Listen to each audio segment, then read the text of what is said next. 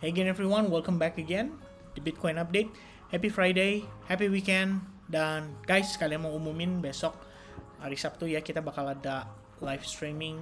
Let me know guys kalau kalian interested untuk kita ngebeda altcoins dari live streaming itu dengan mencapai 1000 likes button. Ya itu aja biasa request dari saya untuk kita bisa seru-seruan. Anyway guys, this week kita ngelihat pergerakan market sangat menggembirakan ya. I think Bitcoin bisa mencapai $104.000. Ini udah merupakan kondisi yang bisa dibilang akan gampang banget buat bikin teman-teman itu atau orang-orang mulai FOMO. So I guess dengan kondisi ini saya cukup yakin banyak yang udah happy dikasih kesempatan untuk belanja dari harga murah juga. Semoga banyak teman-teman yang melakukan akumulasi ketika harga bisa dapat 70 ribuan something. So that's great gitu ya. And so far teman-teman sekalian ya, apa yang menjadi trigger market untuk nanjak pada hari ini? Ya kita tahu Trump kita udah kabarin juga dari kemarin kalau Trump akan mengumumkan soal hasil agreement daripada US dan UK. Ya, I guess market somehow reacted positively gara-gara itu juga. Jadi kita bisa ngelihat kalau masalah tarif ini sudah mulai mereda, dan bagaimanapun kita tahu juga kalau Bitcoin itu kan technically ya teman-teman sekalian ya, Bitcoin itu kan kalau lihat dari perspektif time frame yang lebih besar itu kan sebenarnya dia sudah memang memasuki fase koreksinya gitu kan dalam beberapa bulan terakhir. Jadi kita bisa lihat bahwa pergerakan ini tuh pada dasarnya adalah potensi untuk dia menciptakan higher low. Nah, cuman biasanya gini guys, biasanya banyak orang juga kan dia suka berspekulasi untuk menentukan angka gitu. Bahwa wah, angka 72.500, angka 66.000, bahkan ada yang ngomong ke saya juga 63.000 gitu. Bakal potensial dicapai untuk menjadi potential higher low-nya, dan mereka nunggu gitu loh, bener-bener nunggu di area itu. Padahal ya kita sebagai pedagang ya harusnya kita coba manfaatkan ya, kita coba utilize discount yang dikasih ke kita. Ya buat saya personally ya, I think I have a post sharing soal hal ini gitu kan, BTC filling the gap, bla bla bla gitu kan, bringing the total 20%. Ini kita ngomongin soal tarif ke China gitu kan. Tapi ini kalau kalian lihat ya, secara analisisnya sebenarnya nggak terlalu rumit gitu kan. Kita tahu bahwa ini ABC corrective wave potentially untuk bagian dari koreksinya juga, dan memang weekly fair value gap dan CME gap ada di sana itu udah diisi dengan proper dan akhirnya bantu harga Bitcoin untuk nanjak gitu. Nah pertanyaannya adalah apakah Bitcoin turun ke sana karena fair value gap-nya, atau harganya mantul dari sana itu karena memang tersedia banyak order yang bersedia untuk membeli dari harga tersebut. Ya kan, obviously jawabannya yang kedua ya teman-teman sekalian. Artinya kita melihat bahwa ya that happen ya for a reason gitu loh. Diskon itu terjadi atas alasan juga gitu kan. Kalau misalnya teman-teman bilang kayak, ya Trump juga pinter lah, nggak mungkin dia mau beli Bitcoin di harga atas. Ya itu juga bisa jadi salah satunya gitu. Tapi apakah iya segala tarif yang diucapkan oleh Trump itu semua hanya bertujuan untuk bikin Bitcoinnya turun? Ya kan nggak juga. Ya, memang Trump punya agendanya sendiri. Akan tetapi kalau kita lihat so far ya market ya secara teknikal aja sebenarnya menawarkan peluang itu, dan teman-teman bisa ambil kesempatan itu. Nah guys, ini yang menarik. Kalau kita lihat Bitcoin ya, dia seakan-akan mengabaikan level psikologi $100.000.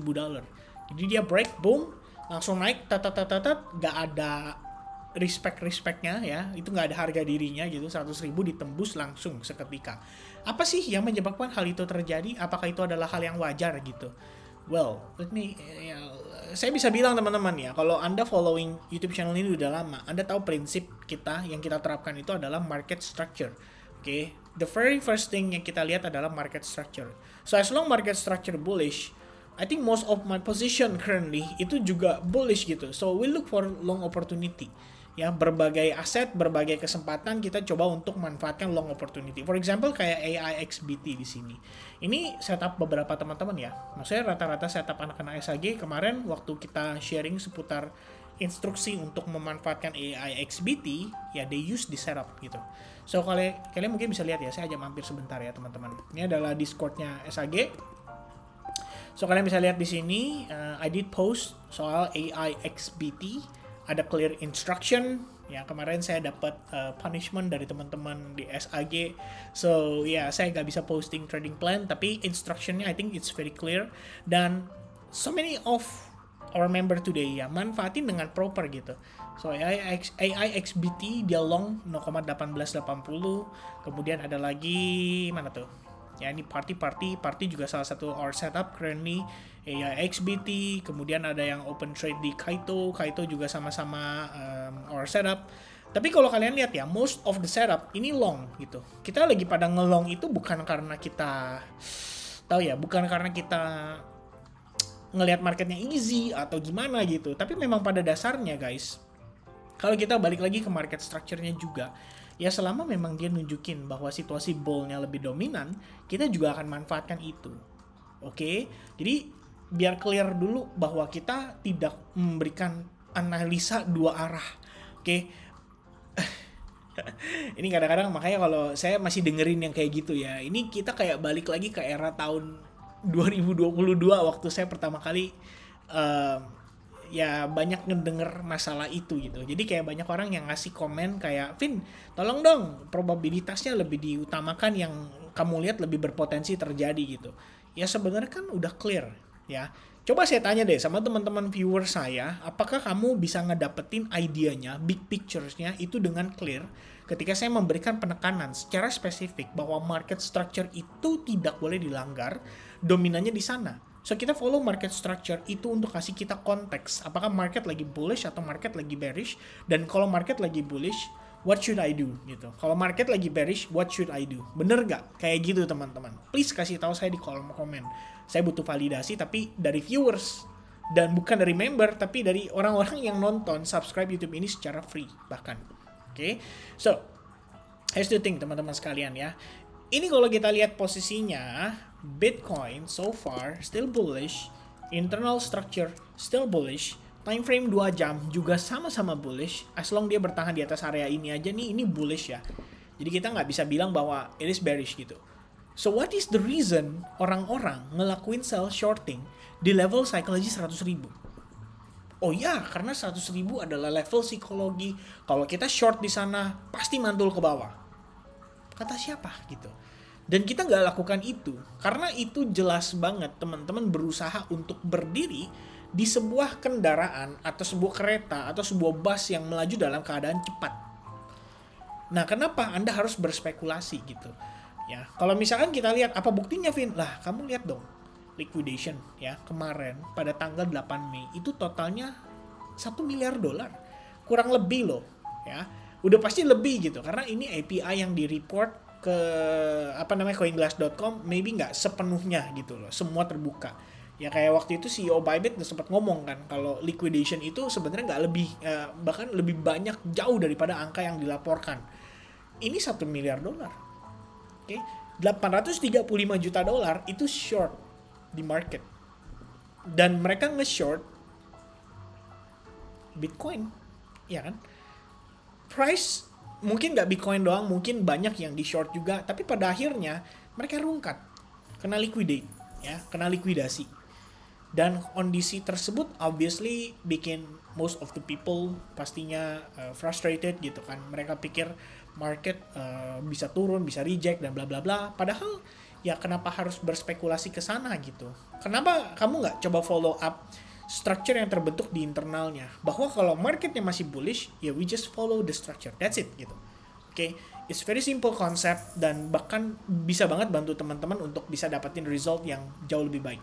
Sekiranya seperti itu. Oke, so for now guys, kita nggak dapetin Trump ini ya kan akan memberikan akan ada bernegosiasi dengan China 80%, itu katanya Trump tadi lewat Truth Social ya, dia bilang katanya 80% kayaknya oke deh untuk China gitu. Ya Secretary Scott Bessent ya, tergantung Secretary nanti dia negosiasinya gimana. Tapi banyak pengamat bilang kan ini kelihatannya adalah tahapan awal dari negosiasi.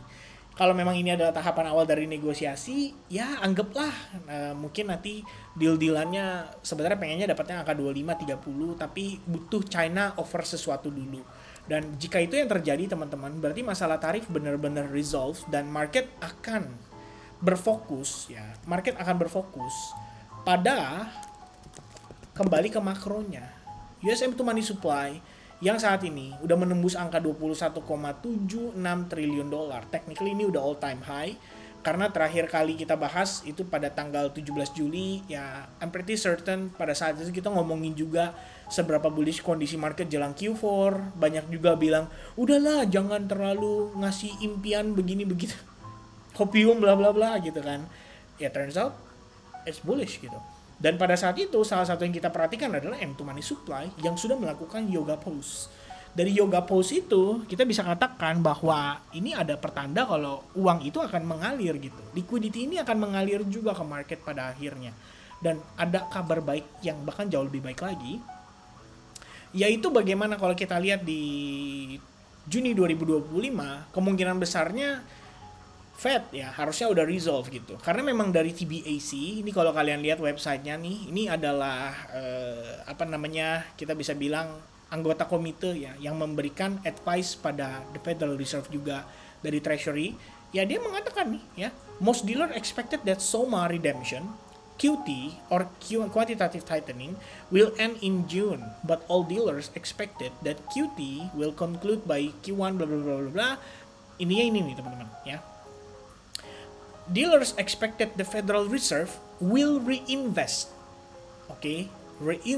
proceeds from MBS, mortgage-backed securities, principal payment into US Treasury securities shortly after ending QT. Jadi begitu QT-nya beres, Fed akan reinvest dan ditaruh di account namanya SOMA. Ya, SOMA itu adalah System Open Market Account. Dan ini bisa dibilang adalah ya kita katakan sebagai uang hasil investasi yang Federal Reserve lah, kira-kira begitu gitu ya, lebih kurangnya. So ya duit dimasukin ke situ, artinya dialirkan lagi ke liquidity kemana ya, ke market guys. Dan dengan demikian kalau kita ngelihat ya, setelah masalah tarif pertarifan beres, artinya kita punya PR tambahan, yaitu booster apa, nitro apa, gas apa, bensin apa yang bisa bantu Bitcoin menembus all time high-nya. Ya jawabannya adalah itu tadi, kembali ke makro gitu. Ya, kembali ke makro, QT beres, the Fed tidak QE, tapi instead of QE dia suntikin lewat reinvestnya dari MBS atau securities yang sudah pada jatuh tempo, dia reinvest ke sana. That's the good news gitu. Kita bisa lihat market ya pumping gitu. But right now dengan harga bertahan di atas 100.000, ini kira-kira gimana, Vin? Oke, ya kita bahas sedikit teman-teman. Jadi kalau kita cek ya dari perspektif time frame besarnya, ini kan kalau kita lihat dari closing weekly pada pekan ini deh, kita ngeliat pada pekan ini gitu ya. Ada kemungkinan kan kita udah closing dalam keadaan bullish kayak gini. Kabar baiknya adalah kita created higher high, closing dalam keadaan higher high juga. Nah, kalau kalian lihat price ketika dia mengalami rally seperti ini, itu meninggalkan area-area inefficiency. Atau kita bilang dengan istilah imbalance, fair value gap. Fair value gap itu terbentuk dan pada akhirnya biasanya dimitigasi. Tapi nggak cepet guys. Bisa aja kita naik dulu untuk beberapa waktu ke depan, baru kemudian kita mengalami koreksi atau retracement selama beberapa hari atau bahkan beberapa bulan. Sama seperti yang terjadi di Februari dan Maret sampai akhir puncaknya di bulan April dia mencapai titik bottomnya. Ini juga sama tuh. Ya, waktu kita ngelihat dia pertama rally, ini kan berlangsung lebih kurang ya kan, katakanlah 28 hari, 1 bulan, habis itu menciptakan fair value gap. Fair value gapnya akhirnya teman-teman diisi. Tapi setelah berapa lama? Sejak dia mencapai topnya, itu butuh waktu 147 hari. Dia baru kasih kamu discount untuk kamu masuk di $50.000 setelah 147 hari. Nah, during 147 hari itu udah pasti para investor kayak gatel, pusing, galau ya. Ini bisa turun lagi nggak? Lebih dalam lagi nggak? Gitu. Dan turun. Di saat yang sama frustasi juga, ya kan? Kayak, aduh ini turun terus nih, floating nih, portofolio merah nih, spot pada hancur, bla bla bla bla bla bla. Dan akhirnya begitu market boom, rally, either mereka nggak berani beli pada saat dikasih diskon, atau ya udah begitu dia rally nanya, ini masih bisa pullback nggak? Masih bisa retracement nggak? Ya kan? Tentu akan ada proses pullback itu, tentu akan ada proses retracement itu, tapi memang kita tidak bisa mengharapkan itu cepat gitu. Sekarang kamu bayangin, ini di build up sentiment yang sangat positif ini, itu kan takes time ya, butuh waktu. Tarif selesai, bam, that's it gitu. Bisa bantu market dorong naik ke atas. Udah lagi asik-asik naik, kamu tarik turun. Sabar dong, gue belum kebagian nih barangnya. Ya obviously, market gak akan turutin itu. Ya, dan instead before itu terjadi sekalipun, biasanya ya kayak tadi saya tunjukin ke teman-teman, kadang-kadang kondisi begini digunakan gitu loh, dimanfaatkan. Wah, terlalu banyak yang nge-short nih, ayo kita liquidate dulu, bret ya kan, dihajar ke atas. Mana tahu kalau hasil pertemuan US China hari ini masih dead end, masih deadlock, alias buntu, belum tahu mau dibawa kemana, ya kan, dari hasil pertemuan itu. Mungkin permintaannya adalah maunya Trump sama Xi Jinping yang ngobrol langsung. Bisa jadi kan kayak begitu. Dan jika itu yang terjadi, apa dampaknya pada market? Ya Anda tebak sendiri deh. Ya, biar ada bayangan tuh kira-kira market bakal gimana gitu. Tapi satu hal yang saya tahu adalah kalau kita lihat dari perspektif time frame daily, ini obviously kita ngelihat banyak banget ya institutional footprint. Bahasa apa lagi nih ya? Secara sederhana teman-teman, ini market terjadi yang namanya inefficiency atau imbalance. Jadi banyak order itu pada nyangkut di situ. Ya, itu bersedia beli dari harga tersebut. Nah sekarang dengan harganya naik tinggi, logika aja teman-teman. Makin banyak orang mau beli atau di kondisi ini akan mengundang orang untuk berjualan. Nah sell short itu di-execute pada saat harga naik karena orang berpikir mereka tahu di mana topnya. So mereka berspekulasi di situ, kena liquidated. Dan apa yang paling menyakitkan setelahnya teman-teman adalah harga turun, ya kan, sesuai dengan harapan mereka. Tapi mereka udah keburu karena liquidated. Itu yang menyakitkan. Dan market biasanya bisa kayak begitu. Jadi kalau buat saya pribadi nih ngelihat kondisi begini gitu kan, satu, kalau saya udah punya barang, saya mungkin akan mempertimbangkan tambah barang, tapi nggak sekarang. I will wait patiently for the discount. Kalau nggak ada diskon gimana, Vin? Ya udah punya barang. Ya, emang kita belanja waktu harganya di diskon, waktu harganya murah gitu.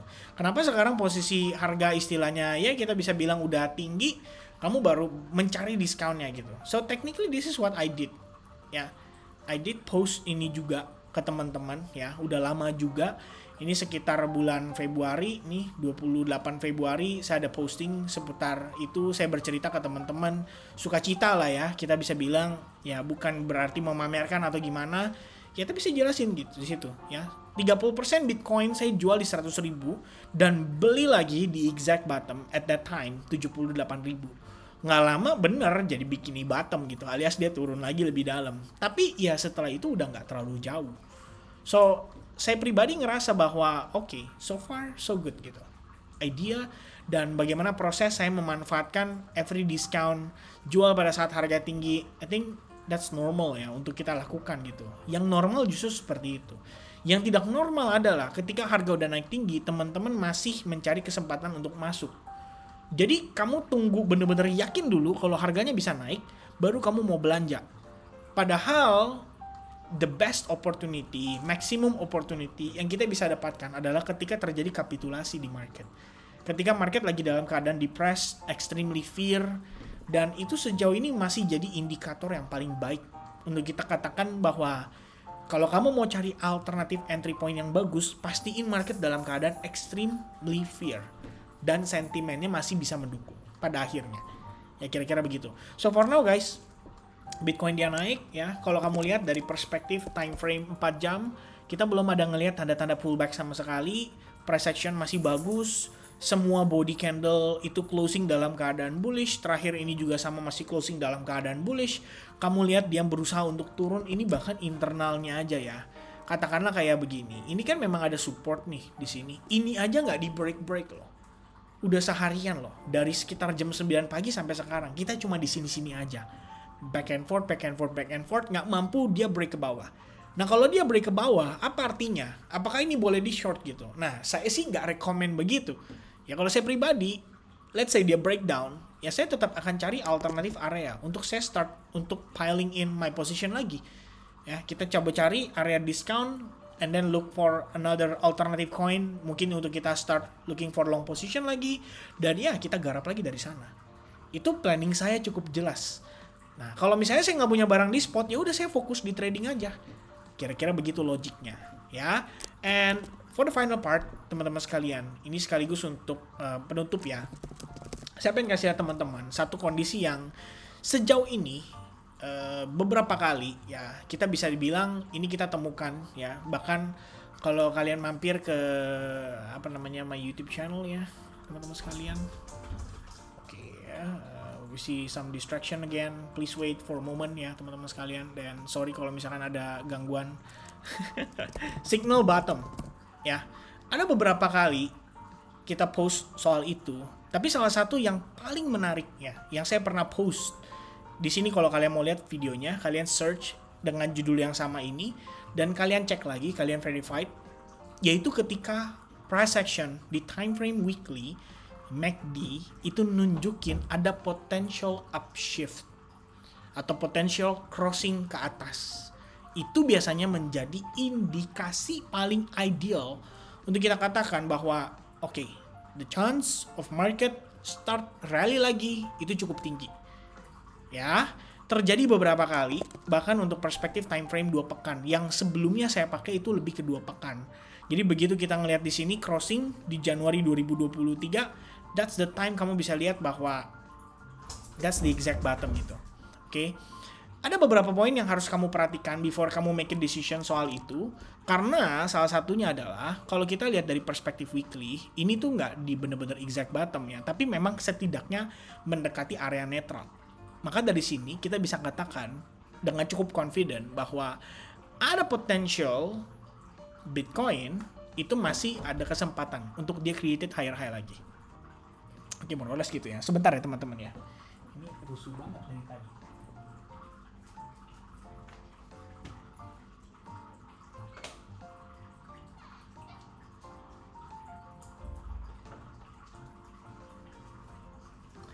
Okay, sorry guys for the distraction.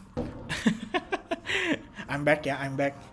Oh yeah, so anyway, looking at current market condition, itu bisa jadi satu kondisi yang bisa dibilang menjadi satu bentuk konfirmasi yang mungkin selama ini kita cari gitu.